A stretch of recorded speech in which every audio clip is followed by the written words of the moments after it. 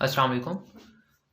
Today we are going to study quantum mechanics और सबसे पहले हम देखेंगे कि क्वांटम मैकेनिक्स पढ़ने की ज़रूरत क्यों पेश आई, कि इसमें ऐसे कौन से फैक्टर्स थे, ऐसी कौन सी रीजंस थी जिनकी बिना के ऊपर जो है वो क्वांटम मैकेनिक्स जो है वो डेवलप हुई। तो वही चीज़ें हम डिस्कस करेंगे कि रीजंस फॉर क्वांटम मैकेनिक्स। तो इसमें सबसे पहले हम बात करते हैं एटम्स की। तो एटम्स पहले क्या समझा जाता था? सबसे पहले जैसे कि हमें पता है कि ग्रीक फिलोसफर्स थे और ग्रीक फिलोसफर्स का ये मानना था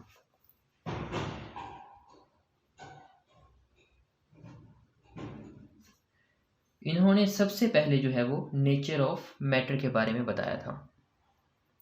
उन्होंने कहा था कि किसी भी चीज़ का कोई जो टुकड़ा है, पीस ऑफ एनीथिंग, उसको जो है वो हम कहते हैं दिस इज़। उन्होंने एटम के बारे में जो है वो ये अपनी सजेशन जो थी वो दी थी। Then there was another scientist जिसका नाम जो था वो हमारे पास था डेमोक्राइटस। डेमोक्राइटस ने छोटे पार्टिकल्स को नाम दिया था एटोमोस का, और इसने कहा था कि जब हम पार्टिकल को तोड़ते जाते हैं, यानी कि जो भी हमारे पास मैटर है उसका कोई जो भी पीस है उसको हम फाइनाइटली स्प्लिटिंग करते रहते हैं, और जो सबसे छोटा हमारे पास पार्टिकल बच जाता है फाइनाइटली स्प्लिटिंग के नतीजे में, that is called atom. After that there was another scientist जिसका नाम था अरिस्टोटल, जिसको हम अरस्तु भी कहते हैं। इसने ये कहा था कि इसकी कोई लिमिट नहीं होती, इनफाइनाइट स्प्लिटिंग जो है वो होती रहती है, कि जो स्प्लिटिंग हो रही होती है वो कभी भी जो है वो स्टॉप नहीं करती, बल्कि वो आगे से आगे चलती रहती है, छोटे से छोटे पार्टिकल में जो है वो चेंज होता रहता है। उसी वक्त एक लोगों ने कोशिश करना शुरू कर दी, उन लोगों में एक रुझान जो था वो शुरू हो गया। उन्होंने कहा कि जो सिल्वर है हमारे पास, उस सिल्वर को जो है वो गोल्ड में कन्वर्ट कर दिया जाए। अब सिल्वर को गोल्ड में कन्वर्ट करने की उन्होंने जो है वो बहुत ज़्यादा कोशिश की। बेसिकली वो करना क्या चाह रहे थे, वो एक एलिमेंट को जो है वो दूसरे एलिमेंट में कन्वर्ट करना चाह रहे थे, जो कि बाद में उन्होंने बहुत कोशिश की लेकिन वो इस चीज़ में जो है वो सक्सेसफुल नहीं हो पाए, इस चीज़ में कामयाब नहीं हो पाए। देन एटम के बारे में यही चीज़ हमारे पास जो है वो बढ़ती गई। देन इन 1803 एक साइंटिस्ट जिसका नेम जो था that was John Dalton. John Dalton ने ये कहा कि जो भी मैटर हमारे अराउंड है वो बेसिकली कंपोज है एटम्स के साथ मिलकर बना हुआ है, कि जो भी हम मैटर देखते हैं that is basically composed of atoms. और कोई एक स्पेसिफिक मटेरियल जो है, यानी कि कोई एक मटेरियल है मेरे पास, और उस मटेरियल के अंदर जितने भी एटम्स होते हैं वो सारे आइडेंटिकल होते हैं, वो सेम तरह के जो है वो एटम्स मौजूद होते हैं एक मटेरियल के अंदर। और ये भी कहा कि अगर हम डिफरेंट मटेरियल्स लें, if we have different material, तो उसके अंदर जो एटम्स होंगे वो भी डिफरेंट होंगे।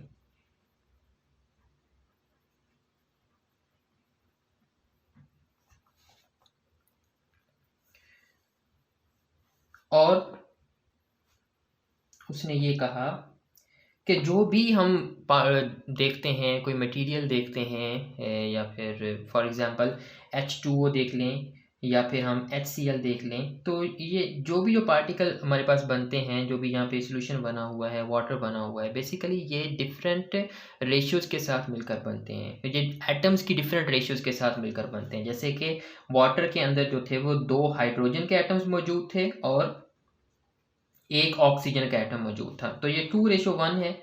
और HCl के केस में अगर देखा जाए तो एक हाइड्रोजन का जो है वो एटम मौजूद होता है, एक ही जो है वो क्लोरीन का एटम मौजूद होता है। तो इसमें 1:1 पाई जाती है। तो डिफरेंट रेशियोज के साथ मिलकर जो है वो कोई भी एक मटेरियल बनता है। देन 1803 के बाद तकरीबन about a century after, in 1897 there was a scientist जिसका नेम था जे थॉमसन, जिसके बारे में हम सब जो है वो बखूबी वाकिफ़ हैं कि इसने इलेक्ट्रॉन को जो है वो इन्वेंट किया था। अब इसने एक एक्सपेरिमेंट किया था, बेसिकली एक ट्यूब ली और उसमें ये 2 इलेक्ट्रोड्स हैं, एक के ऊपर नेगेटिव चार्ज है, एक ऊपर पॉजिटिव चार्ज है, एंड फिर यहाँ पे जो है उसने फील्ड अप्लाई किया पॉजिटिव और ये नेगेटिव। तो यहाँ से जो चार्जेस थे वो जाकर टकराए इस साइड के ऊपर। तो अगर ये इस साइड के ऊपर जाकर टकराए हैं तो इसका मतलब ये निकलता है कि इनके ऊपर जो है वो नेगेटिव चार्ज था। तो जे थॉमसन ने इलेक्ट्रॉन को जो है वो डिस्कवर किया एंड देन फिर उसके बाद एक ये मॉडल आया कि जो भी हमारे पास एलिमेंट्स होते हैं उसके अंदर पॉजिटिव और नेगेटिव दोनों चार्जेस जो है वो मौजूद होते हैं, और ये जो चार्जेस होते हैं ये फिक्स्ड होते हैं, ये मूव नहीं कर रहे होते, या जिस जगह के ऊपर पड़े हुए हैं उसी जगह के ऊपर जो है वो पड़े रहते हैं। इसको जो है वो फिल्म पडिंग मॉडल जो है ये भी कहा जाता है। Then after 2 years in 1899 Henri Becquerel ने जो है वो रेडियो एक्टिविटी को डिस्कवर किया। हेनरी बैकरेल ने डिस्कवर किया रेडियो एक्टिविटी को।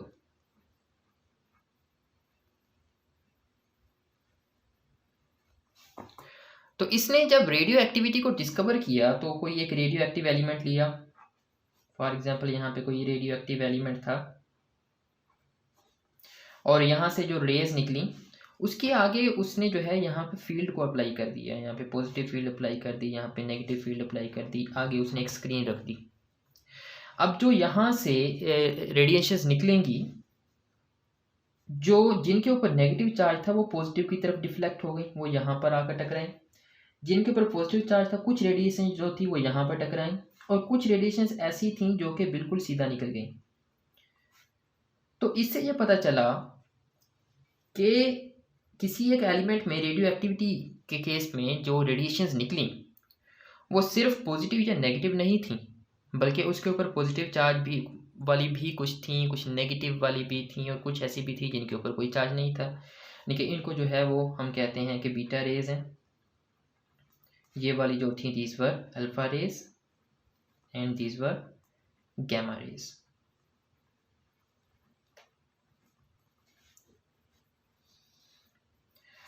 Then in 1911 a scientist named Rutherford ने फिर अपना एक एटॉमिक मॉडल दिया, उसने एटम के बारे में कुछ और बताया। उसने क्या किया, बेसिकली इसमें रदरफोर्ड था और रदरफोर्ड के 2 स्टूडेंट थे, जिनमें से एक का नेम जो था वो गाइगर था, यानी कि जिसको हम गाइगर मिलर काउंटर जो है वो भी पढ़ते हैं। तो उन्होंने क्या काम किया, उन्होंने एक जो है वो पार्टिकल लिया, पार्टिकल कह लें या फिर कोई एक मटेरियल लिया जिसका नेम था रेडियम RaBr2। ये एक रेडियो एक्टिव एलिमेंट है, एक रेडियो एक्टिव मटेरियल है जिसमें से अल्फा रेज जो है वो निकलती हैं। तो जब यहाँ से उसने ये मटेरियल रखा, इसमें से अल्फा रेज जो थी वो निकली, उसके आगे उसने जो है वो एक स्लिट रख दी। स्लिट नहीं, इसने आगे एक फॉइल रख दी जिसको गोल्ड फॉइल का नाम दिया जाता है, जिसको हम गोल्ड फॉइल एक्सपेरिमेंट पढ़ते भी हैं। तो जब यहाँ से अल्फा रेज गुजरती हैं तो कुछ रेज ऐसी थी जो कि बिल्कुल आगे गुजर गई, कुछ ऐसी थी जो कि यहाँ से डिफ्लेक्ट होकर इधर चली गई, कुछ ऐसी थी जो कि डिफ्लेक्ट होकर यहाँ से इधर चली गई, तो कुछ ऐसी थी जो इधर चली गई, कुछ ऐसी भी थी जो कि बिल्कुल बाउंस बैक हो गई थी 90 डिग्री एंगल के ऊपर। इसका मतलब यहाँ से ये चीज़ पता चली कि एटम के ऊपर जो है वो दरमियान में कोई एक ऐसी चीज़ मौजूद है जिसकी वजह से यहाँ से कुछ रेज जो थी वापस हो रही हैं, कुछ ऐसी हैं जो कि डिफ्लेक्ट हो रही हैं। तो रदरफोर्ड ने फिर ये कहा था कि जो हमारे पास एक एटम होता है, इस एटम के दरमियान में जो है एक न्यूक्लियस पाया जाता है जिसके ऊपर पॉजिटिव चार्ज होता है, और उसके अराउंड जो है वो सर्कल के अंदर इलेक्ट्रॉन्स रिवॉल्व कर रहे होते हैं। This was Rutherford's atomic model. तो रदरफोर्ड ने जब बताया कि जो एटम होता है उसके दरमियान में जो है न्यूक्लियस होता है जिसके ऊपर पॉजिटिव चार्ज होता है, और साइडों पे जो इलेक्ट्रॉन है वो रिवॉल्व कर रहे होते हैं सर्कल के अंदर। तो यहाँ से इस एक्सपेरिमेंट से इस चीज़ का भी पता चला कि एटम के अंदर जो बहुत सारी स्पेस होती है बेसिकली वो एम्प्टी होती है, वो खाली एक स्पेस होती है। तो बहुत ज़्यादा पार्ट जो है इसका डेट इज़ बेसिकली एम्प्टी। तो जब प्रोटॉन जो है वो डिस्कवर हुआ, प्रोटॉन के बारे में पता चला, तो फिर जो एलिमेंट्स थे उनका नंबर ऑफ प्रोटॉन की बेस के ऊपर जो है वो कैटेगराइज किया जाने लगा। कि जैसे कि अगर हाइड्रोजन है उसके अंदर 1 प्रोटॉन होते हैं, हीलियम के अंदर 2 प्रोटॉन्स हैं, लिथियम के अंदर 3 प्रोटॉन्स हैं, अप टू सो ऑन। अगर गोल्ड में देखा जाए तो 79 प्रोटॉन्स हैं, और 92 प्रोटॉन्स होते हैं यूरेनियम के अंदर। अब जैसे कि पहले मैंने बताया कि Ag को कन्वर्ट करने की कोशिश की जा रही थी गोल्ड के अंदर। तो बेसिकली इसका ये मतलब है कि अगर सिल्वर से गोल्ड में जाना चाहते हैं तो उसमें जो है वो नंबर ऑफ प्रोटॉन्स जो हैं उसका जो है इंक्रीज करना होगा। अगर प्रोटॉन इंक्रीज होगा देन वो कन्वर्ट हो सकता है गोल्ड के अंदर, अदरवाइज वो गोल्ड के अंदर कन्वर्ट नहीं हो सकता। देन उसके बाद 1932 यानी कि इस वक्त तक जो थे वो जस्ट पॉजिटिव और नेगेटिव यानी कि इलेक्ट्रॉन, ये समझा जाता था कि न्यूक्लियस के अंदर प्रोटॉन है यानी कि पॉजिटिव चार्ज है, और साइडों के अंदर इलेक्ट्रॉन्स हैं जिसके ऊपर नेगेटिव चार्ज होता है। Then in 1932 a scientist named James Chadwick ने देन न्यूट्रॉन को डिस्कवर किया। जब इसने न्यूट्रॉन को डिस्कवर किया तो फिर क्या कहा गया कि न्यूट्रॉन्स एंड प्रोटॉन्स दोनों मिलकर बनाते हैं न्यूक्लियॉन्स, जिनके साथ मिलकर जो है वो न्यूक्लियस बनता है। तो न्यूक्लियस के अंदर जो पार्टिकल्स पाए जाते हैं, फिर यह कहा गया कि न्यूट्रॉन्स और प्रोटॉन्स ये दोनों पार्टिकल्स जो है न्यूक्लियस के अंदर जो है वो पाए जाते हैं। और देन ये क्वेश्चन उठा कि क्या यही 3 पार्टिकल हैं जिनके साथ मिलकर जो है वो एटम बनता है? Are these the 3 fundamental particles which are basically the building blocks of the atom, जिसमें इलेक्ट्रॉन, प्रोटॉन एंड न्यूट्रॉन है। तो इलेक्ट्रॉन के बारे में अभी जो है वो रिसर्च चल रही है, एंड प्रोटॉन एंड न्यूट्रॉन जो है these are not the building blocks of the, जिनके इसको हम नहीं कह सकते these are the basic building blocks, क्योंकि प्रोटॉन एंड न्यूट्रॉन जो है ये क्वार्क्स के साथ मिलकर फर्दर बने होते हैं, एंड देन क्वार्क्स जो है वो फर्दर कलर्स के साथ मिलकर जो है वो बनी होती हैं। तो उस वक्त जो है जब ये सारा हमारे पास न्यूट्रॉन भी आ गया, प्रोटॉन भी आ गया, इलेक्ट्रॉन भी आ गया, so there were 2 big questions. वो कौन कौन से सवालात थे? वो सवालात ये थे कि जैसे कि बात हुई कि जो न्यूक्लियस होता है, न्यूक्लियस के अंदर जो है वो प्रोटॉन्स होते हैं। तो अब प्रोटॉन्स एंड न्यूट्रॉन्स होते हैं, तो न्यूक्लियस के ऊपर जो है वो पॉजिटिव चार्ज होता है। तो अगर न्यूक्लियस के ऊपर पॉजिटिव चार्ज होता है तो इसमें प्रोटॉन टू प्रोटॉन जो रिपल्शन है वो क्यों नहीं होती? ऐसी कौन सी चीज़ है कि जिसकी वजह से प्रोटॉन और प्रोटॉन जो हैं ये आपस में इनके ऊपर, जैसे कि हमें पता है कि 2 चार्जेस जो होते हैं जिनके ऊपर पॉजिटिव चार्ज हो वो आपस में रिपल्शन करते होते हैं। तो न्यूक्लियस के ऊपर भी, न्यूक्लियस के अंदर भी प्रोटॉन्स हैं, इनके ऊपर पॉजिटिव चार्ज है, तो फिर इसके ऊपर रिपल्शन का इफेक्ट क्यों प्रोड्यूस नहीं होता? This was the number 1 question. Number two question ये था कि न्यूक्लियस के ऊपर कहा जाता है कि पॉजिटिव चार्ज है एंड उसके अराउंड सर्कल के अंदर जो है वो इलेक्ट्रॉन रिवॉल्व कर रहा है। इलेक्ट्रॉन एक चार्ज पार्टिकल है जिसके ऊपर नेगेटिव चार्ज होता है। तो एक्सेलरेटिंग चार्ज पार्टिकल जब इसमें रिवॉल्व कर रहा है तो होना तो ये चाहिए कि ये रेडिएशंस को एमिट करे, कि जब ये यहाँ से इसके अराउंड मूव कर रहा है तो ये अपनी एनर्जी जो है वो लूज करेगा और रेडिएशंस को जो है वो एमिट करेगा यहाँ से। तो ये रेडिएशंस को एमिट यहाँ पे क्यों नहीं कर रहा? So these were the two big questions. जो पहला सवाल था उसकी वजह से हमारे पास जो ब्रांच डेवलप हुई, जो इसका जो आंसर हमें मिला that is nuclear physics.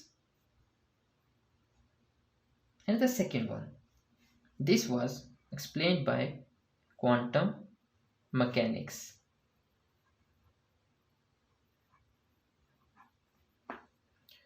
So this was the reason कि जिसकी वजह से जो है वो क्वांटम मैकेनिक्स जो है वो डेवलप हुई।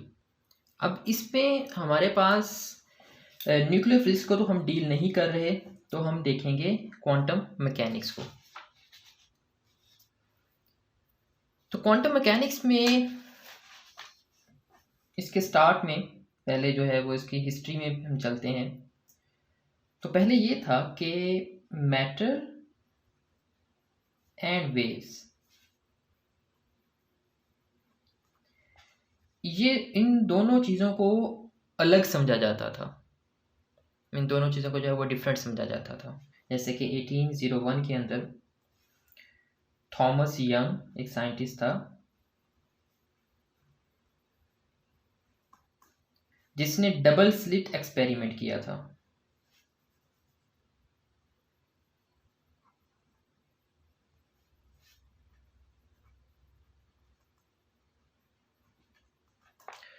और डबल स्लिट एक्सपेरिमेंट में इसने क्या किया था कि लाइट ली और इसको जो है वो दो स्लिट्स में से गुजारा। This was S1 and this was S2।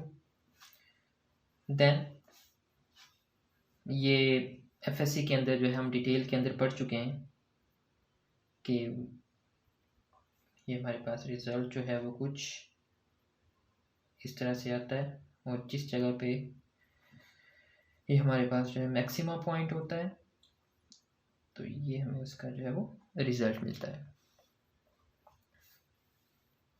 तो अगर यहाँ पे हमारे पास लाइट की इंटेंसिटी जो यहाँ से निकलती है date was I1, this was I2, तो जो रिजल्टेंट वेव हमारे पास बनती है that is I1 plus I2। तो ये है हमारे पास कि लाइट किस तरह से एक्ट कर रही होती है, इंटरफेरेंस हो रही होती है उसके अंदर, वो इंटरफेरेंस को फॉलो कर रही होती है। But the question here is कि अगर लाइट की जगह पर यहाँ पर इलेक्ट्रॉन्स हों तो क्या इलेक्ट्रॉन भी इसी तरह से एक्ट करेंगे? क्योंकि यहाँ पे जो हम देखने जा रहे हैं वो क्या चीज़ है, वो है मैटर एंड वेव्स। क्योंकि उस वक्त ये कहा जाता था कि मैटर और वेव्स जो हैं these are basically two different things. और इसी चीज़ को जो एक और प्रॉब्लम वहाँ पे पेश आ रहा था that was black body radiation.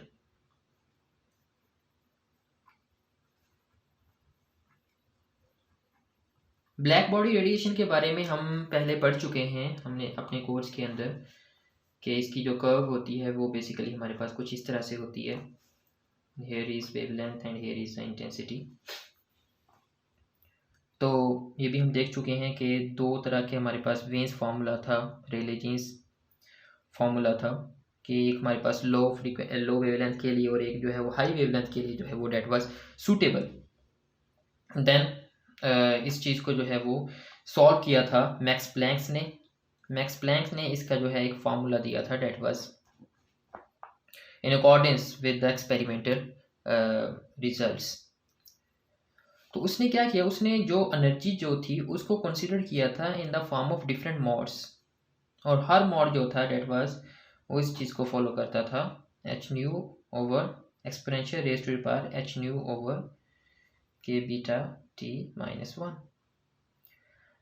आसान लफ्ज़ों में ये कहा जाए तो ये था कि उसने कहा कि जो लाइट होती है that is in the form of quanta, और उसकी जो एनर्जी होती है that is E is equal to H nu. एक स्पेसिफिक एनर्जी होती है, एक फिक्स्ड एनर्जी होती है।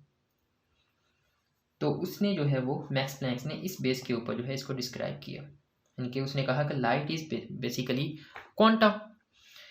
इसी तरह से जो सर आइजैक न्यूटन थे, आइजैक न्यूटन ने क्या कहा था? आइजैक न्यूटन ने ये कहा था कि जो लाइट है ये कॉर्पस्कल्स हैं, जिसकी बिना के ऊपर जिसकी इसकी थ्योरी को जो है कॉर्पस्कुलर थ्योरी भी कहा जाता है। और हाइगन्स जो था, हाइगन्स ने जो है वो इसको एज वेव का नाम दिया था। ब्लैक बॉडी रेडिएशन के बारे में हम थोड़ा सा और डिटेल में बात करते हैं। ब्लैक बॉडी रेडिएशन में प्रॉब्लम क्या आ रही थी? जो मसला ये आ रहा था कि एक स्पेसिफिक टेम्परेचर के लिए, फॉर एग्जांपल एक टेम्परेचर के लिए तो ये वाली वेवलेंथ है, ये वाली कर्व हमें मिल रही थी। जब हम टेम्परेचर चेंज करते थे तो टेम्परेचर चेंज करने के साथ साथ जो हमें कर्व मिल रही थी दैट वाज आल्सो चेंज। तो कोई ऐसा फार्मूला नहीं बन रहा था, कोई ऐसी चीज़ नहीं मिल रही थी कि जिसकी मदद से हम टेम्परेचर के वेरिएशन को भी जो है वो इसको डिस्क्राइब कर सके कि टेम्परेचर के साथ जो है इसमें चेंज क्यों आ रहा है। देन फिर जैसे कि मैंने बताया कि मैक्स प्लैंक जो है वो एक साइंटिस्ट था जिसने इस चीज़ का सोल्यूशन दिया था। और उसने सोल्यूशन किस तरह से दिया था? उसने कहा कि जो एनर्जी है वो है in the form of quanta, E is equal to H nu. H जो है ये प्लैंक्स कांस्टेंट है जिसकी वैल्यू जो है वो 10⁻⁻34 जूल सेकेंड होती है। तो यहीं से जो है वो एक हमारे पास क्वांटम का जो है कॉन्सेप्ट आया। और ये बात इस चीज़ को भी प्रूव करती है कि light is a have particle nature, क्योंकि यहाँ पे इस बात को कहा गया that it consist of particles, जिसको क्वांटा का नाम दिया गया था। देन एक और हमारे पास फोटो इलेक्ट्रिक इफेक्ट है। फोटो इलेक्ट्रिक इफेक्ट को भी जो ओल्ड फिजिक्स थी उसके ऊपर जो है वो एक्सप्लेन नहीं किया जा सका, उसके जो लॉज जो थे वो इसके ऊपर अप्लाई नहीं हो सके। प्रॉब्लम ये आ रही थी एनर्जी एंड इंटेंसिटी।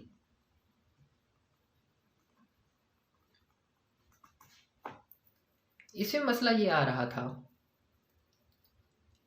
कि जो फोटो इलेक्ट्रिक इफेक्ट है ये एनर्जी के ऊपर डिपेंड करता है या इंटेंसिटी के ऊपर डिपेंड करता है।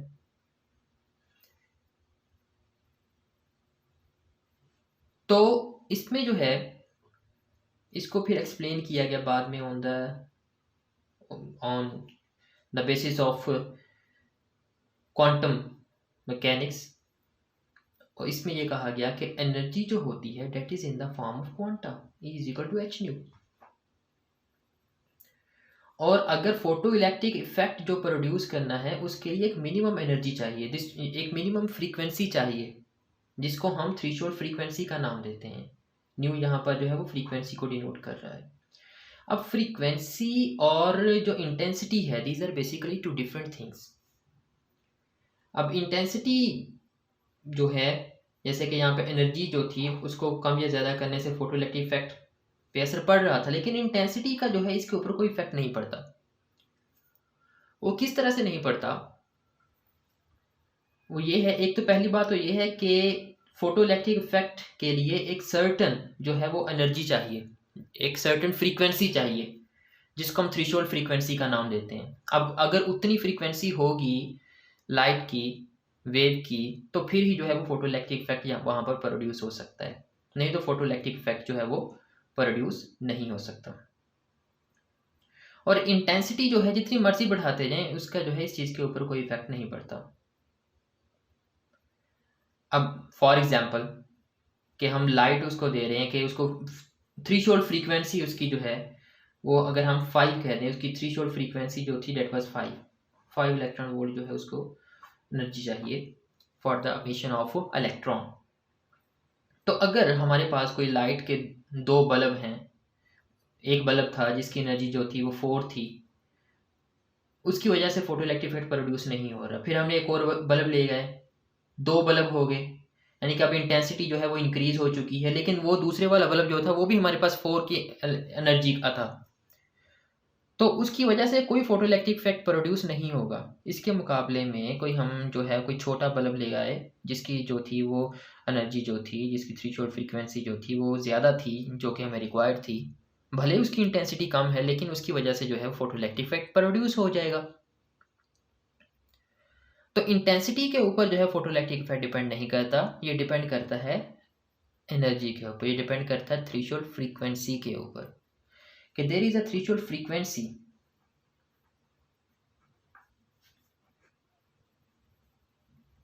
जो कि चाहिए फोटो इलेक्ट्रिक इफेक्ट के लिए। और फिर ये जो क्वांटा थे, ये जो पार्टिकल्स हैं, इसको फोटॉन्स का नाम दिया गया। और इसमें आइंस्टाइन ने ये कहा था कि एक फोटॉन जो है वो एट अ टाइम सिर्फ एक इलेक्ट्रॉन को ही एमिट करेगा, एक इलेक्ट्रॉन को ही बाहर निकालेगा। ऐसे नहीं हो सकता कि 5-6 ऐसे फोटॉन आ गए हैं और उन फोटॉन की एनर्जी जो है, जैसे कि हमें 5 चाहिए तो उन फोटॉन की एनर्जी 3 है तो वो दो हो जाएं, यानी कि 3 और 3 मिल के जो है वो निकाल दें, ऐसा पॉसिबल नहीं है। पहले तो थ्रेशोल्ड फ्रीक्वेंसी की लिमिट उसकी जो है वो ये जस्टिफाई होनी चाहिए, इसकी कंडीशन पूरी होनी चाहिए, उसके बाद एक फोटॉन जो होगा वो सिर्फ एक इलेक्ट्रॉन को ही जो है वो बाहर निकाल सकेगा। तो फोटो इलेक्ट्रिक इफेक्ट को एक्सप्लेनेशन के ऊपर जो है वो आइंस्टाइन को जो है वो मिला था, दैट वाज नोबेल प्राइज़, और मैक्स प्लांक को जो है इसकी एक्सप्लेनेशन के ऊपर नोबेल प्राइज़ मिला था। और इन दोनों चीज़ों में जो है इस चीज़ को प्रूव किया गया कि light is a particle nature, light की जो नेचर होती है वो पार्टिकल होती है। तो फिर उस वक्त ये चीज़ होने लगी कि क्या लाइट की जो नेचर है वो जस्ट पार्टिकल होती है, क्या इसकी वेव नेचर भी होती है? तो इस चीज़ का आंसर जो है वो फिर बाद में डी ब्रॉगली ने दिया। डी ब्रॉगली ने कहा यस, और उसने एक एक्सप्रेशन बताया कि lambda is equal to h over p, कि p is equal to h over lambda. Lambda यहाँ पर वेवलेंथ है, पी जो है वो हमारे पास मोमेंटम है।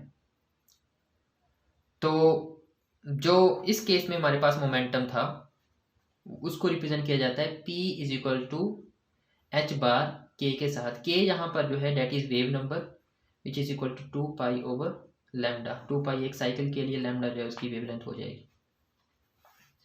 तो इस केस में ये हमारे पास particle P is equal to जो है वो एम वी आ गया, is equal to h over lambda.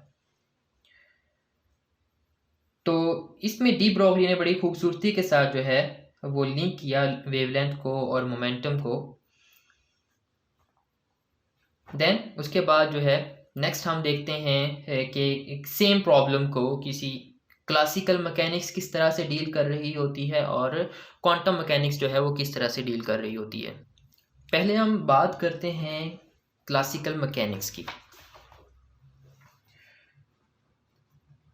Classical mechanics,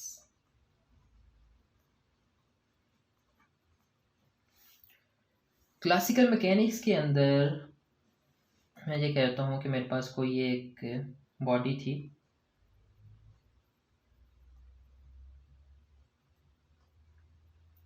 और उस बॉडी के ऊपर इस साइड पे जो है डिस्टेंस है, जब कोई फोर्स लगाई जाएगी तो वो बॉडी जो है वो मूव करेगी।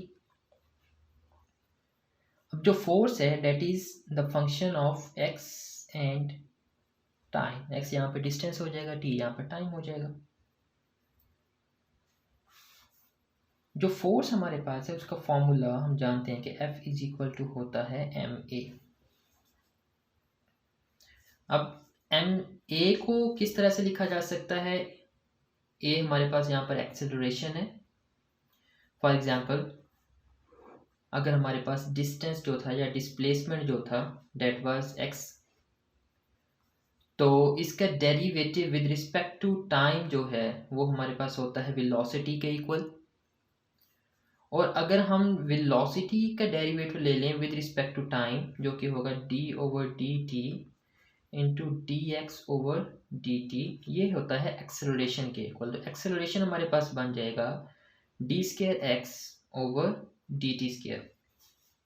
तो इसको लिखा जा सकता है m d²x/dt²। तो फोर्स जो है वो हमारे पास इस चीज के इक्वल है। तो अगर हमें x का पता है, x जो कि फंक्शन है टाइम का, इसको स्टेट ऑफ मोशन कहा जाता है।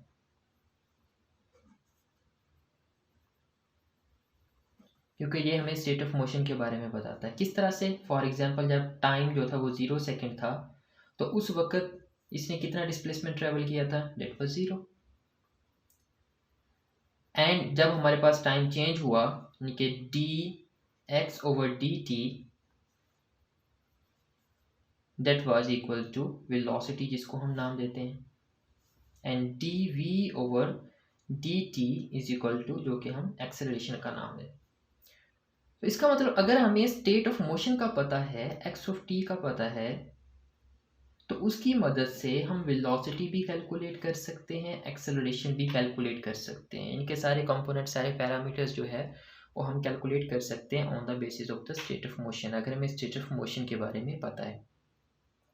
लेट्स अज्यूम, फॉर एग्जांपल मैं ये कहता हूँ कि मेरे पास कोई एक पार्टिकल है जिसके ऊपर जस्ट एक्स एक्सिस में जो है फोर्स लग रही है। तो उसमें जो मेरे पास f(x) है वो किस चीज़ के इक्वल हो जाएगा? That will be equal to ma(x) के इक्वल हो जाएगा। और दिस इम्प्लाइज दैट f(x) को मैं किस चीज़ के इक्वल लिख सकता हूँ? md²x/dt²। तो md²x/dt² is equal to force. ये हमने फर्स्ट ईयर में आई थिंक पढ़ा था कि negative of potential gradient is equal to force. तो वही चीज़ मैं फोर्स की जगह पे लिख सकता हूँ पार्शियल v/पार्शियल x। पार्शियल v यहाँ पे हमारे पास जो है वो पोटेंशियल को रिप्रेजेंट कर रहा है। तो हम इसका डेरिवेटिव ले रहे हैं विद रिस्पेक्ट टू x ले रहे हैं, और इसके साथ यहाँ पे हमारे पास सम इनिशियल कंडीशन आ जाएगी। तो ये हमारे पास एक इक्वेशन बन जाती है। इस इक्वेशन को सॉल्व करने से हम जो है वो कैलकुलेट कर सकते हैं डिफरेंट पैरामीटर्स। इसमें जो हमारे पास इनिशियल कंडीशन है, इसकी मदद से हम जो एग्जैक्ट सॉल्यूशन इस इक्वेशन का जो है वो कैलकुलेट कर सकते हैं। अगर हम नेक्स्ट जो है वो बात करते हैं क्वांटम मैकेनिक्स की,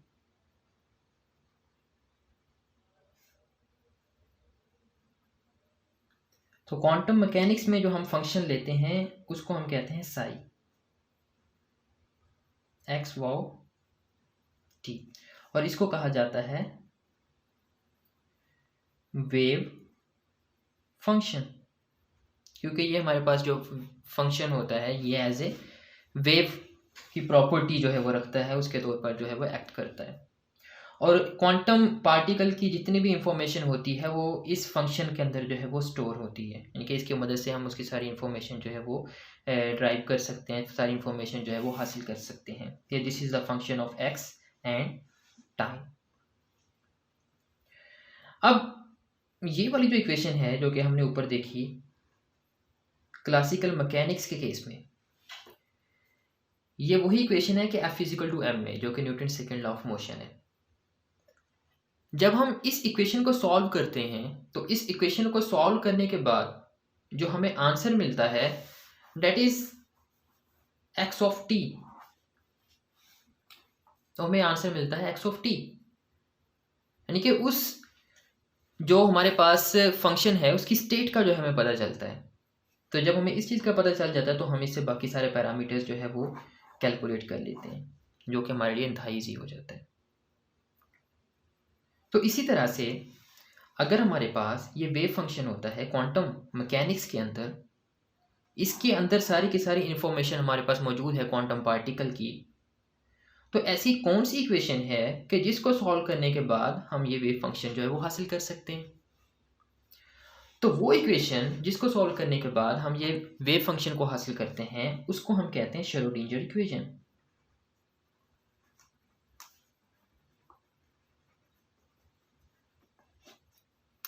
जो श्रोडिंगर इक्वेशन होती है हमारे पास वो होती है I H bar partial psi over partial T is equal to minus H bar square over 2m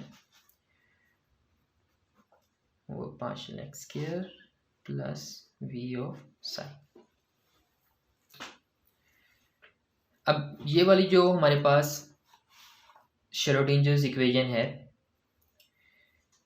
इसको जो है वो हम ये कह सकते हैं कि this is basically E is equal to, जैसे कि हमें पता है टोटल एनर्जी जो होती है that is equal to kinetic energy plus potential energy के इक्वल होती है। ये चीज़ हमें पता है कि टोटल एनर्जी जो होती है वो काइनेटिक एनर्जी और पोटेंशियल एनर्जी के सम के इक्वल होती है।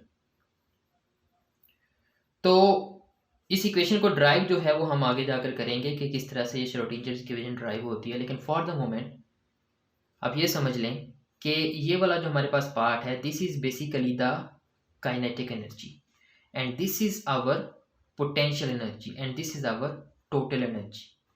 तो श्रोडिंगर इक्वेशन जो है वो इसी चीज़ के साथ जो है वो मिलकर बनी हुई है कि E इज इक्वल टू, इसको जो है हम T प्लस V कह देते हैं, V पोटेंशियल एनर्जी के लिए एंड T जो है this is for the kinetic energy. तो ये हमारे पास श्रोडिंगर इक्वेशन जो है वो इसी चीज़ के इक्वल है, यानी कि टोटल एनर्जी जो है वो हमारे पास इक्वल होती है काइनेटिक एनर्जी के और पोटेंशियल एनर्जी के सम के। इसमें हमने कहा कि श्रोडिंजर्स इक्वेशन जो है वो बेस करती है, यानी कि उसमें E is equal to T plus V का नाम दिया कि टोटल एनर्जी जो है that is equal to kinetic energy plus potential energy.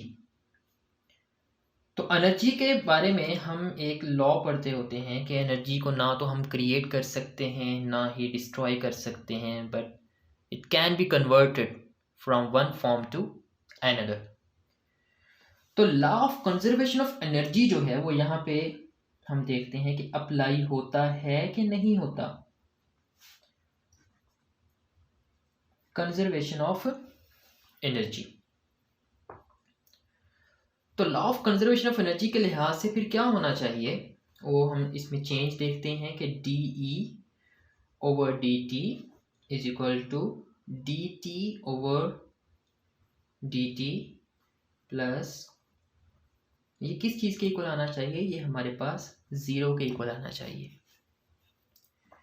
कि टाइम के साथ टोटल एनर्जी में जो है वो कोई चेंज नहीं आ रहा होता। टाइम के साथ वो एक फॉर्म से दूसरी फॉर्म में कन्वर्ट तो हो रही होती है लेकिन उसका सम जो है वो हमेशा कांस्टेंट रहता है। तो चेंज टोटल एनर्जी में टाइम के साथ चेंज जो है that is equal to zero आता है। तो यही चीज़ अब हम देखते हैं law of conservation of energy जो है वो किस तरह से यहाँ पे प्रूव होता है। सबसे पहले हम ये वाली टर्म ले लेते हैं काइनेटिक एनर्जी वाली कि D T over D T को हम यहाँ पर डिस्कस करना चाह रहे हैं। तो ये हमारे पास स्मॉल चेंज है, बड़ी चेंज के लिए जो हम डेल्टा को यूज़ करते हैं, delta T over delta T. ये हमारे पास क्या है, change in kinetic energy. Change in kinetic energy कब आएगी, जब वो पहले उसकी काइनेटिक एनर्जी कुछ और थी, बाद में उसकी काइनेटिक एनर्जी जो थी वो चेंज हो गई। तो हम इसको लिख सकते हैं 1/2 mv2 का स्क्वायर माइनस 1/2 mv1 का स्क्वायर, यानी कि change in kinetic energy divided by delta T.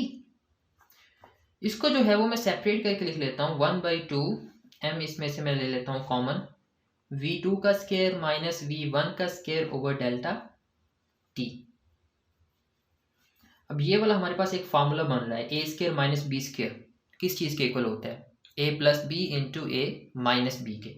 तो इसको लिखा जा सकता है 1/2 m into v2 plus v1 and v2 minus v1 over delta t। इस m को और इसको मैं इकट्ठा लिख लेता हूँ, ये मेरे पास आ जाएगा m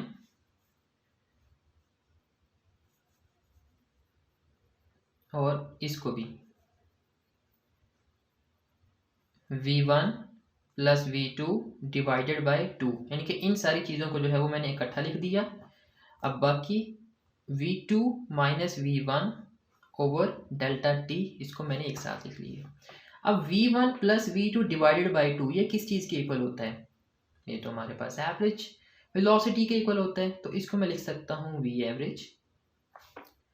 एंड ये हमारे पास क्या है? Change in velocity delta V over delta T। ये मेरे पास हो गया m, इसको मैं वेलोसिटी कह देता हूँ, एंड ये मेरे पास एक्सेलरेशन के इक्वल होता है। ये क्या हो जाएगा? ये मेरे पास v m a के इक्वल हो जाएगा। m में क्या चीज़ होती है? ये तो फोर्स के इक्वल होती है, फिजिकल टू m है। So this becomes v f। This is equation number 1। अब सेकेंड टर्म ले लेते हैं हम, potential energy dv over dt। So what is this? This is change in potential energy per unit time. Change in potential energy हमारे पास है।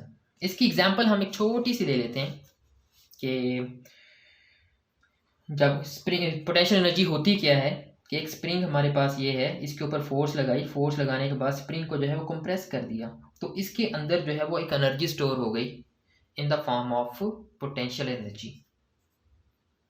तो वो potential energy जैसे ही हम इस स्प्रिंग को पकड़ के रखा हो, जैसे इसको छोड़ेंगे ये भाग के जो है इस तरफ जाएगा, स्प्रिंग इसके ऊपर वर्क डन करेगा। और सिमिलरली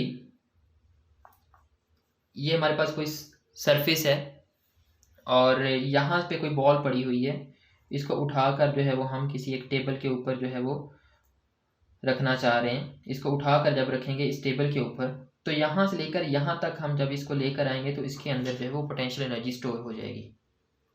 और जो वर्क डन हम करेंगे, नीचे ग्रेविटी नीचे की तरफ है, वर्क डन ऊपर की तरफ करेंगे ऑपोजिट टू द ग्रेविटी। तो जो वर्क डन हम, तो इसके अंदर जो पोटेंशियल एनर्जी स्टोर हो रही है that is basically the work done, जो कि हम ग्रेविटी के अगेंस्ट कर रहे हैं, तो वो इसके अंदर स्टोर हो जाएगा वर्क डन।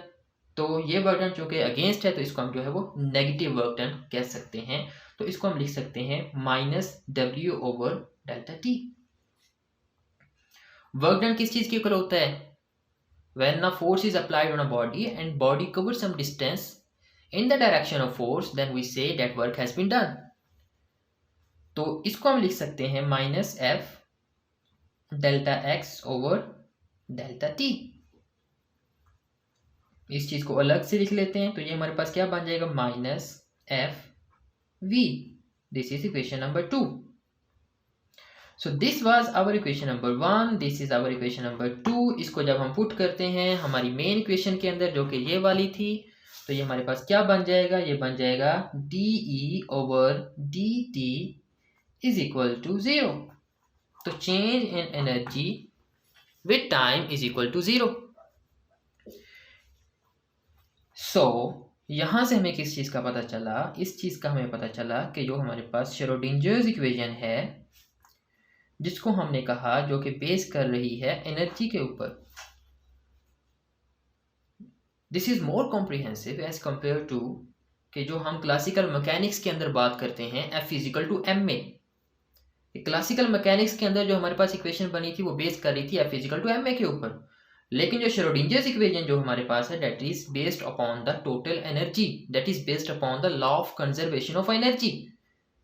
तो इसमें जो है वो ज़्यादा वेटेज है एज कम्पेयर टू जो कि हम क्लासिकल मैकेनिक्स के अंदर जो है वो यूज़ कर रहे थे।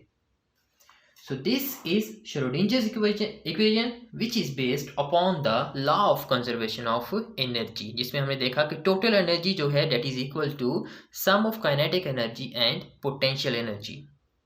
इसके बाद हम चलते हैं बॉर्न स्टैटिस्टिकल इंटरप्रिटेशन की तरफ।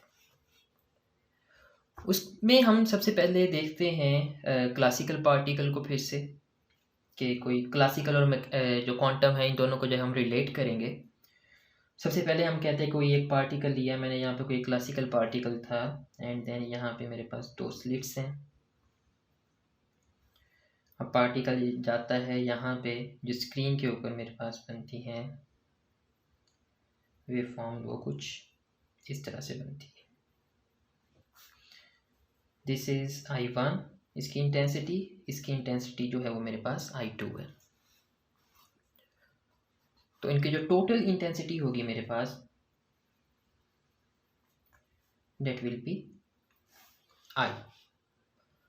तो क्लासिकल अगर मेरे पास कोई पार्टिकल है, क्लासिकल पार्टिकल में टोटल इंटेंसिटी हम कैलकुलेट करते हैं सिंपल I1 प्लस I2 के साथ। लेकिन अगर ये मेरे पास क्लासिकल नहीं एक क्वांटम पार्टिकल है, तो फिर मैं इसकी टोटल इंटेंसिटी जो है वो किस तरह से कैलकुलेट कर सकता हूं।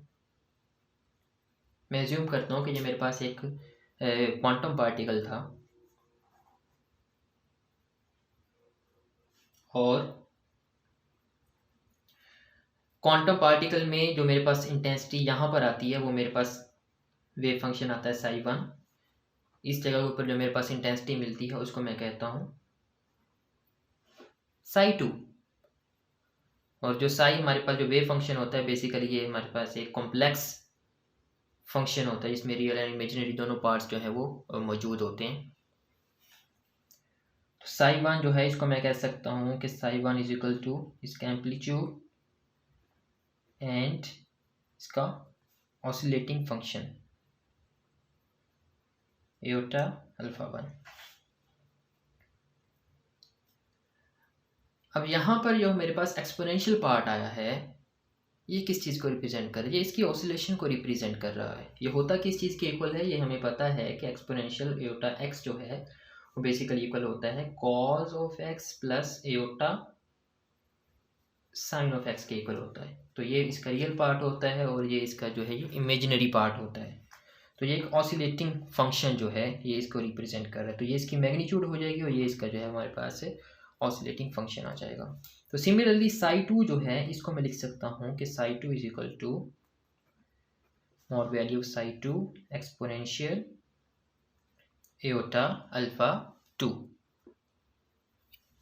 अब इसमें हम ये देखना चाहते हैं कि इसकी इंटेंसिटी जो है वो हम किस तरह से कैलकुलेट कर सकते हैं इस केस के अंदर।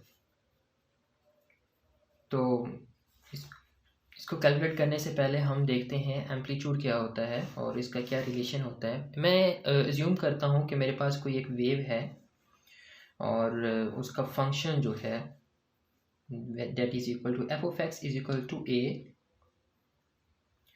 साइन ऑफ फंक्शन में ये मेरे पास इसका जो है वो स्पेस कंपोनेंट आ जाता होता है, this is time component and this is phase. तो इस केस में मैं जस्ट इसका जो है वो स्पेस कंपोनेंट ले रहा हूँ ए साइन ऑफ के एक्स। ठीक है, ये फेज को रिप्रेजेंट कर रहा होता है, ये मेरे पास टाइम को, एंड ये जो है वो स्पेस कंपोनेंट को रिप्रेजेंट कर रहा होता है। इसमें ये दोनों लिए जस्ट एक सिंपल केस ले रहे हैं कि कोई एक वेव है जिसका फंक्शन जो है that is A sine of x के इक्वल है। अब यहाँ पर ए क्या चीज़ है, ए जो है उस वेव का एम्पलीट्यूड को रिप्रेजेंट कर रहा है और साइन ऑफ के एक्स जो है ये हमारे पास किस चीज़ को रिप्रेजेंट कर रहा है। तो इसमें ये एम्पलीट्यूड है और ये हमें जो है ये हमें इंफॉर्मेशन दे रही है about the wave length of the function. इसमें के एक्स जो है ये डायमेंशनलेस होना चाहिए। के होता है हमारे पास wave number is equal to 2 pi over lambda.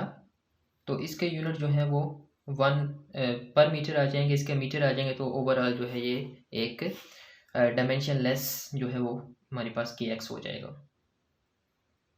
तो अब यहाँ पे हमने ये देखना है रिलेशनशिप बिटवीन इंटेंसिटी और एम्पलीट्यूड, इन दोनों के दरमियान क्या रिलेशन होता है। सबसे पहले हम देखते हैं कि जो वेवलेंथ होती है इसका रिलेशनशिप क्या होता है कि अगर मेरे पास वेवलेंथ जो है वो बड़ी है तो उससे क्या इफेक्ट पड़ता है, और अगर वेवलेंथ छोटी है तो फिर उससे क्या इफेक्ट पड़ता है, उससे एनर्जी के ऊपर क्या इफेक्ट पड़ रहा होता है। तो जैसे कि हमें पता है E is equal to H C over lambda के इक्वल होता है, जो कि एच न्यू जिसको हम कहते हैं। तो अगर मेरे पास वेवलेंथ कम होगी तो एनर्जी उस वेव की ज़्यादा होगी, ठीक है, जैसे कि यहाँ पे हमने देखा है। तो अगर मेरे पास वेवलेंथ जो है वो ज़्यादा होगी तो उतनी एनर्जी जो है वो कम होगी। एंड एनर्जी और जो फ्रीक्वेंसी है ये दोनों आपस में डायरेक्टली प्रोपोर्शनल होते हैं। तो जितनी ज़्यादा मेरे पास उस फंक्शन की फ्रीक्वेंसी होगी उतनी एनर्जी ज़्यादा होगी, लेकिन वेवलेंथ जो है उसका और एनर्जी का जो है वो इन्वर्सली प्रोपोर्शनल रिलेशनशिप होता है। अब जैसा कि मेरे पास अगर कोई एक वेव है, ये मेरे पास कोई एक वेव है, अब ये उसका क्या कहलाएगा, एम्पलीट्यूड कहलाएगा। ये मेरे पास एक वेवलेंथ है लैम्डा, इनके यहाँ से लेकर यहाँ तक जो है लैम्डा है, ये इसका एम्पलीट्यूड है। तो अगर इसका एम्पलीट्यूड बढ़ जाए तो क्या होगा, इसकी वेवलेंथ के ऊपर क्या इम्पैक्ट पड़ेगा, क्या इसकी वेवलेंथ के ऊपर कोई इम्पैक्ट पड़ेगा, तो इसकी वेवलेंथ उतनी की उतनी ही है।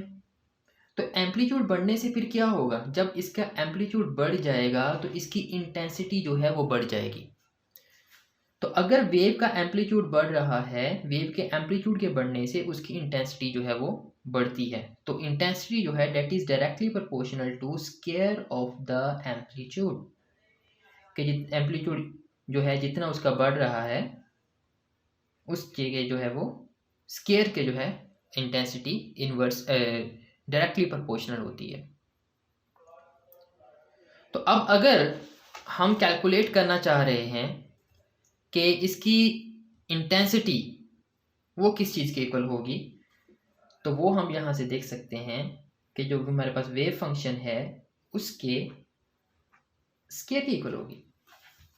जैसे कि हमने यहाँ पर देखा कि इंटेंसिटी जो है वो एम्पलीट्यूड के स्क्वायर के इक्वल होती है। तो यहाँ पर ये हमारे पास जो है एम्पलीट्यूड को रिप्रेजेंट कर रहा होता है। तो इसके स्क्वायर जो है, जो हमारे पास वेव फंक्शन साई है उसका स्क्वायर जो है वो हमारे पास इंटेंसिटी कहलाएगा।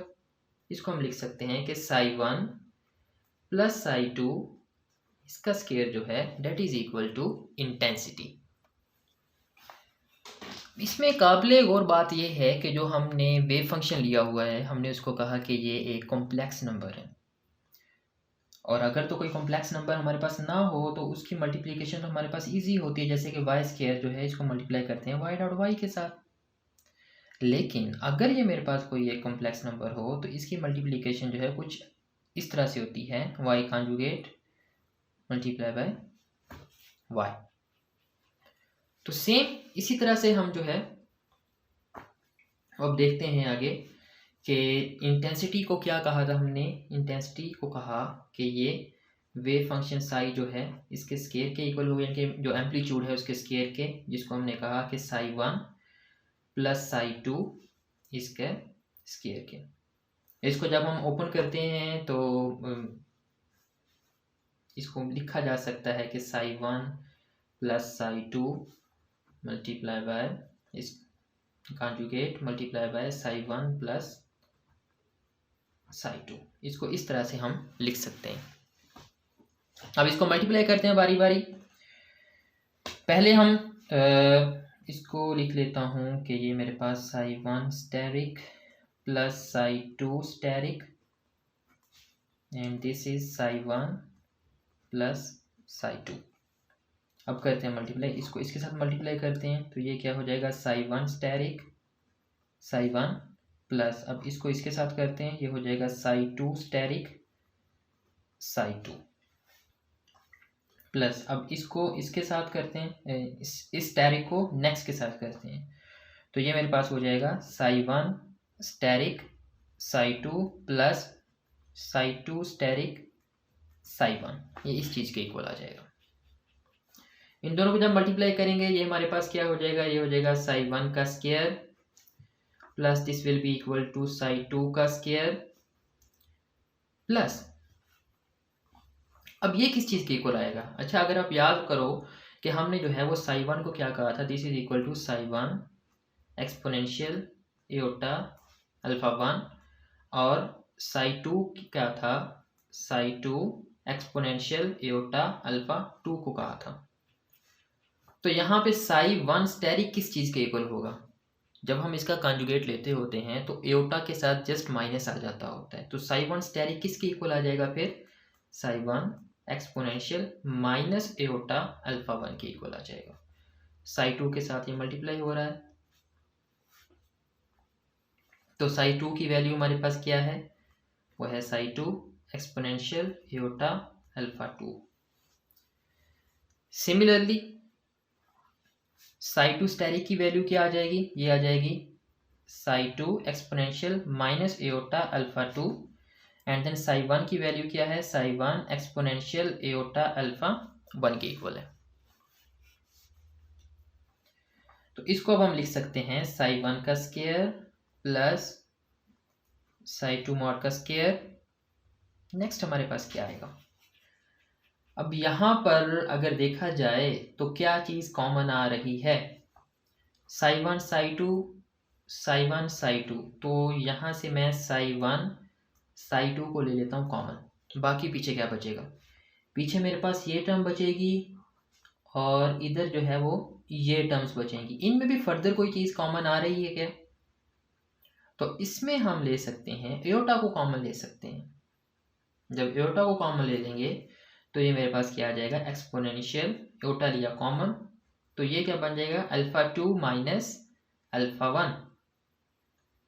इसमें अगर मैं माइनस एओटा कॉमन ले लूँ तो ये मेरे पास बन जाएगा alpha one minus alpha two plus exponential, इसमें मैं लेता हूँ एओटा को कॉमन, तो ये मेरे पास बन जाएगा alpha one minus alpha two. तो ये मेरे पास आ गया। इसको जो है वो मैं अरेंज करके सही तरह से लिख लेता हूँ, तो वो मेरे पास आ जाएगा psi one square plus psi to bar square plus psi one Sai to, and this will be exponential iota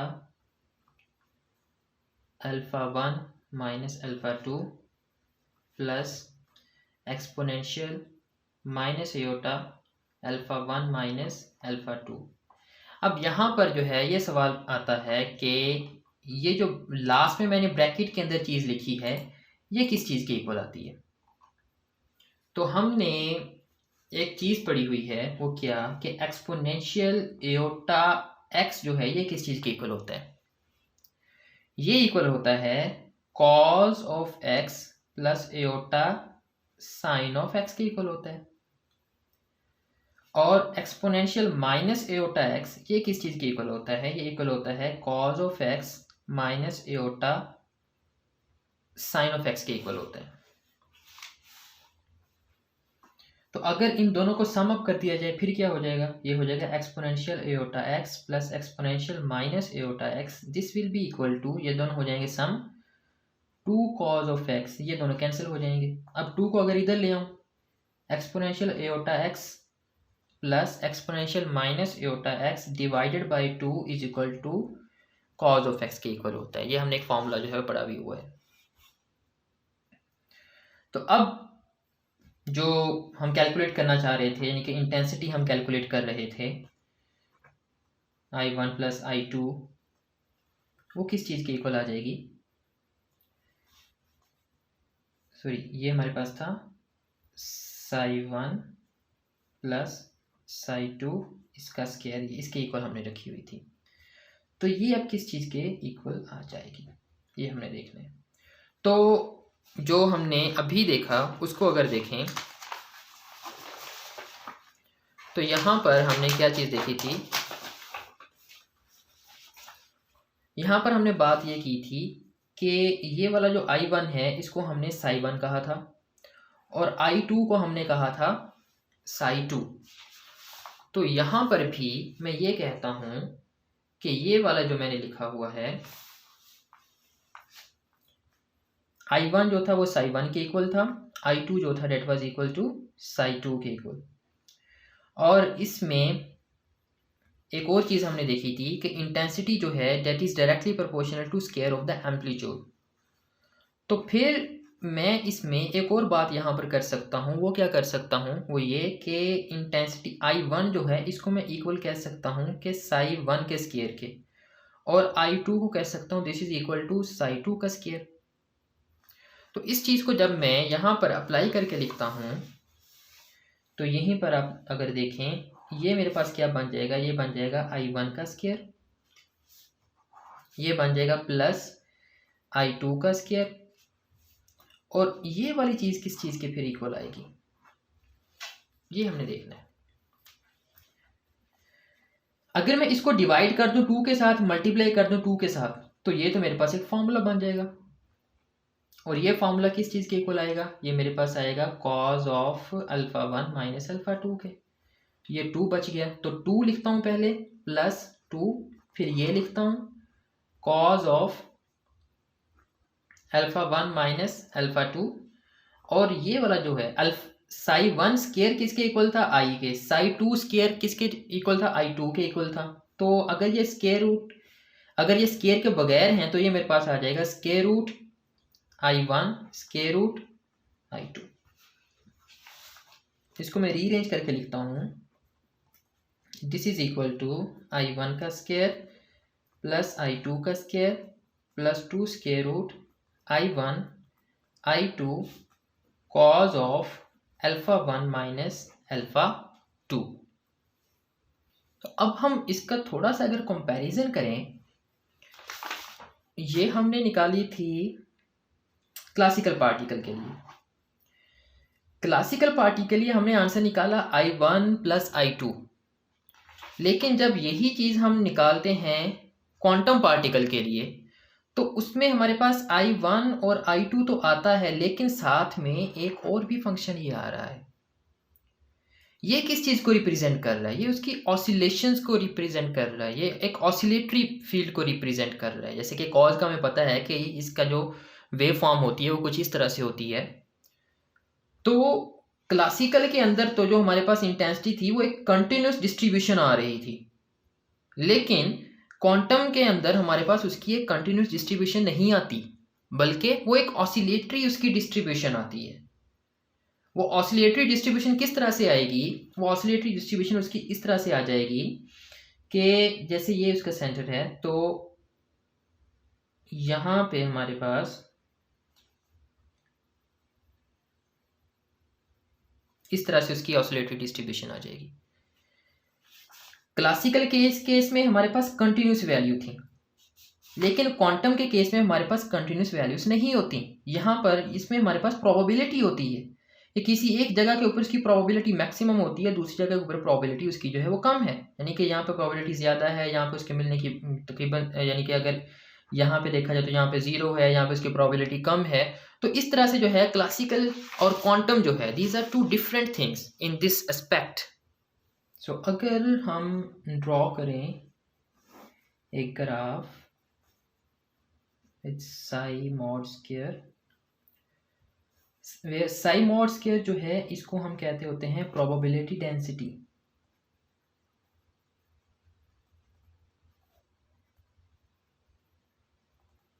probability density जैसे हमने जो वेव फंक्शन लिया था वो था हमारे पास साई वेव फंक्शन था, ठीक है। बिल्कुल उसी तरह से जैसे ये अगर कोई एक वेव फंक्शन है, इसमें जो हमारे पास सबसे पहले होता है उसका एम्पलीट्यूड होता है, जिसको हमने क्या कहा था, ये psi1 मॉड कहा था।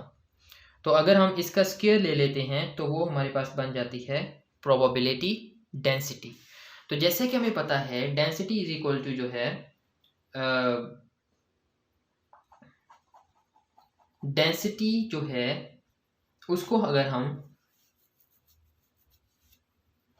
प्रोबेबिलिटी डेंसिटी इसको अगर हम मल्टीप्लाई कर दें वॉल्यूम के साथ तो वो हमारे पास बन जाएगी डेंसिटी के। हम जानते हैं कि जैसे कि मास पर यूनिट वॉल्यूम होता है, तो यहाँ पे भी अगर हम डेंसिटी को मल्टीप्लाई कर देंगे इसके वॉल्यूम के साथ तो फिर हमें जो चीज़ मिलेगी उसको हम कहेंगे that is equal to the probability. तो अगर हम एक फंक्शन जो है वो ड्रॉ करें, ये कि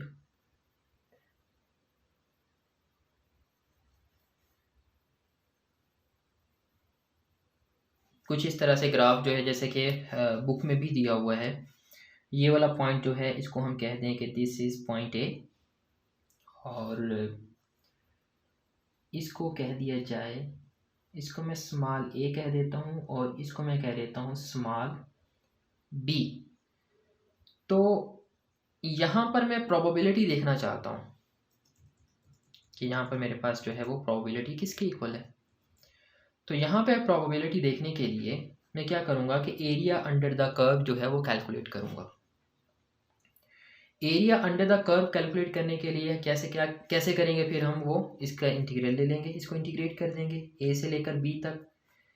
कैलकुलेट हम करना चाहते हैं, प्रोबेबिलिटी कैलकुलेट करना चाहते हैं, तो ये प्रोबेबिलिटी डेंसिटी इसको मल्टीप्लाई करना है वॉल्यूम के साथ। लेकिन चूंकि हम वन डायमेंशन की बात कर रहे हैं तो यहाँ पे मल्टीप्लाई करेंगे डी ऑफ एक्स के साथ।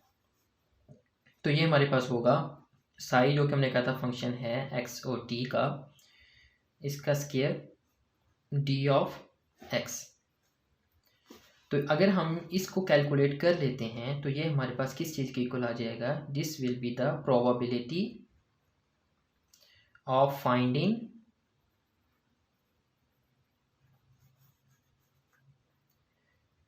From A to B at time T. तो ए से बी के दरमियान टाइम टी के अंदर जो उसको फाइंड करने की प्रोबेबिलिटी है वो इस चीज़ के इक्वल आ जाएगी।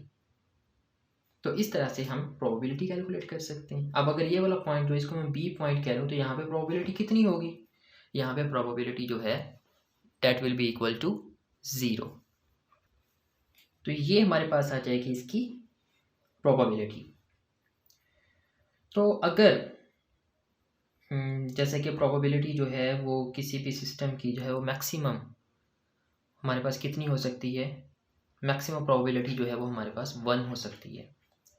तो यहाँ पे इसकी जो है कुछ प्रोबेबिलिटी यहाँ पर है इसकी कि यहाँ पे हो सकता है, कुछ यहाँ पे प्रोबेबिलिटी है, कुछ जो है वो यहाँ पर प्रोबेबिलिटी है।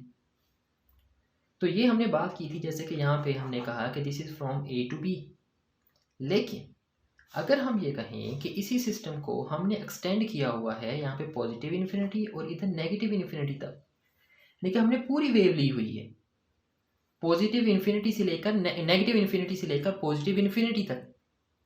तो अगर हमने कंप्लीट फंक्शन लिया हुआ है तो जाहिर सी बात है इसके अंदर वो वाला पार्टिकल जो है वो एग्जिस्ट कर रहा है। तो अगर हम इसी चीज़ को जो है जो कि हमने ए से लेकर बी तक लिया हुआ था, अगर हम इसको नेगेटिव इन्फिनिटी से लेकर पॉजिटिव इन्फिनिटी तक लेते हैं तो उसकी प्रोबेबिलिटी हमारे पास क्या होगी उसके अंदर कैलकुलेट, उसके अंदर यहाँ पे पाए जाने की, that will be equal to the 1। तो ए से बी के अंदर जो है प्रोबेबिलिटी वो हम इस तरह से कैलकुलेट करते हैं। अगर यहाँ से लेकर यहाँ तक की जाए तो वो भी हमारे पास 1 के इक्वल नहीं होगी। लेकिन अगर हम कंप्लीट की बात कर रहे हैं कि पूरी वेव हमारे पास ये है नेगेटिव इन्फिनिटी से लेकर पॉजिटिव इन्फिनिटी तक, तो उसमें उसके प्रेजेंट होने की जो प्रोबेबिलिटी है that is equal to 1, that is जो कि हमने इस तरह से बताया। अब इसका मतलब क्या है, इसका मतलब ये है कि अगर मैं क्लासिकल फिजिक्स के अंदर मेरे पास ये बॉल पॉइंट जो है ये यहाँ पर पड़ी हुई है, इसको मैंने यहाँ से उठा के यहाँ पर रखा था, यहाँ पर पड़ी हुई है, that is its exact position. लेकिन क्वांटम के अंदर जो है ये यहाँ पर मौजूद नहीं है, ये यहाँ पर भी हो सकती है, ये यहाँ पर भी है, कुछ प्रोबेबिलिटीज़ की यहाँ पर है, कुछ प्रोबेबिलिटीज़ की यहाँ पर है। तो क्वांटम के अंदर जो है वो हमारे पास इलेक्ट्रॉन जो है या फिर वो जो पार्टिकल जो है वो मूव कर रहे हैं, तो इसलिए इसकी प्रोबेबिलिटी जो है वो वेरी कर रही होती है। कहीं पर जो है इसकी प्रोबेबिलिटी ज़्यादा होती है, कहीं पर इसकी प्रोबेबिलिटी जो है वो कम होती है। इसकी प्रोबेबिलिटी मैक्सिमम कितनी हो सकती है, 1 हो सकती है। और वो 1 कब होगी कि जब हम इसकी पूरी वेव को जो है वो कंसीडर कर रहे हैं, that is from negative infinity to positive infinity. So this is our today's lecture जिसमें हमने बॉर्न अप्रॉक्सीमेशन को देखा। बेसिकली हमने स्टार्ट किया था इसमें क्वांटम मैकेनिक्स कहाँ से आई, क्यों हमने इसको स्टार्ट किया, देन उसके बाद इलेक्ट्रॉन एटॉमिक मॉडल की तरफ गए, black body radiation, photoelectric effect, and eventually we are here on Born approximation. So इसको रीड आउट करें अच्छी तरह से बुक के ऊपर और इसको अच्छी तरह से जो है वो अंडरस्टैंड करें। सो बेसिकली इसमें जो मोस्ट इम्पोर्टेंट थिंग है वो ये वाली है कि ये क्या हमारे पास इसमें जो है वो डिफरेंस नज़र आता है कि इंटेंसिटी जब हमने क्वांटम के तरीके से कैलकुलेट की और जब हमने क्लासिकल के तरीके से कैलकुलेट की। क्वांटम के अंदर इसमें जो है वो ऑसिलेटरी इफेक्ट जो है इसमें मौजूद आ जाता है, लेकिन जबकि क्लासिकल में ऐसी कोई चीज़ नहीं होती। क्लासिकल में हमारे पास कंटिन्यूस जो है होता है, लेकिन यहाँ पे क्वांटम में हमारे पास उसकी प्रोबेबिलिटी होती है, जो कि हम प्रोबेबिलिटी डेंसिटी से देखते हैं। और प्रोबेबिलिटी डेंसिटी क्या होती है? This is simply the square of the amplitude, कि जो हमारे पास वो वेव फंक्शन था उसकी जो मॉड वैल्यू जो थी उसका हम स्केयर लिया, जो कि प्रोबेबिलिटी डेंसिटी के इक्वल होता है, और उसको वॉल्यूम के साथ हम मल्टीप्लाई करके या फिर जिस एक्सिस में वो जा रहा है उसके साथ मल्टीप्लाई करके हमने प्रोबेबिलिटी जो थी वो कैलकुलेट कर ली। और अगर हमने देखना है नेगेटिव इन्फिनिटी से लेकर पॉजिटिव इन्फिनिटी तक उस पूरे का पूरा वेव फंक्शन ले लेंगे, देन उसके अंदर जो प्रोबेबिलिटी होगी that will be equal to 1।